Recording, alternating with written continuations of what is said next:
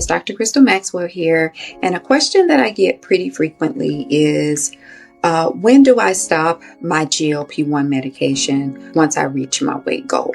I sometimes get that question before people start GLP-1s. Sometimes it comes up while they're on it or once they've reached their goal weight. So the answer is, it depends, okay? There is no one answer to fit that for everybody. But there are some things to consider, because just because you've reached your goal weight, for one, doesn't mean that metabolically you're where you need to be. I've taken care of plenty of people who they've lost weight and there may be still some weight to go, but they feel good because they feel good in their clothes. But metabolically, their cholesterol may still be off, or blood pressure may still be off, or hemoglobin A1C, insulin levels may not be at ideal ranges. And so the discussion is, do we need to stop it? Or should we continue it for the metabolic benefits? Because the way the GLP-1s work is that it does help your body to become more insulin sensitive. Okay, so hopefully you've reviewed my video on insulin resistance and what that means.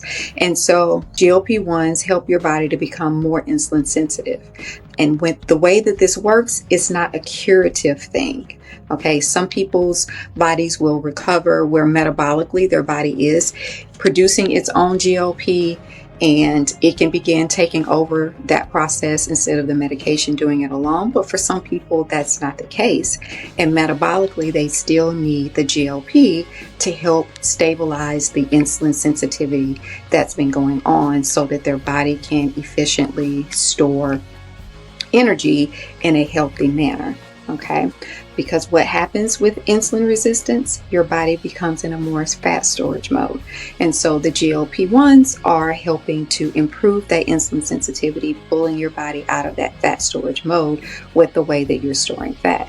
And so for some people, as they come down off of medication, they decrease their dose or maybe increase the intervals between when they give it. That can help to stabilize it, but and keep it stabilized. But for others, they may see the dysfunction coming back. Okay, so I tell people to kind of think about asthmatics. When people have asthma, their lungs have bronchospasms in a way that is not normal. And we use different types of inhalers to decrease the inflammation and bronchospasms that are happening.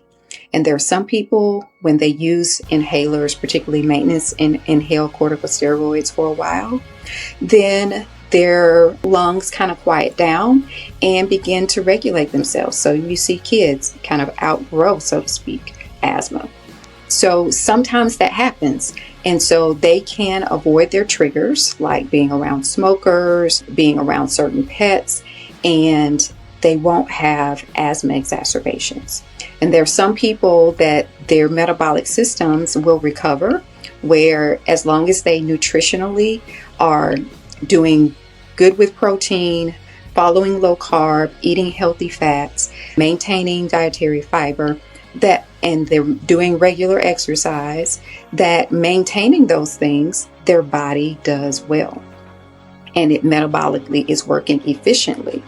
But there are some people who, when that metabolic dysregulation is there, they need the GLP-1 on board to help to maintain that stability, because even though they are eating healthy and they're exercising, metabolically, their body's not able to keep up and process food and energy the way that it's supposed to. And so same way with asthma people, there's some who they're not around their triggers and they still need some type of inhale steroids and other inhalers to help to make sure that their lungs are not bronchospasming more than it should. Okay, so we're all talking about metabolic processes, physiological processes that are happening, and we're using medications to help keep those systems working efficiently the way that they're supposed to. Okay, so I hope that this was a good breakdown for you. And it's not a one-size-fits-all discussion about when and how your GLP-1 should be changed or lowered or stopped, but discussions that should be had with your doctor so that you're making sure that you're addressing not just what the scale is saying, but also what your metabolic numbers mean as well. Okay?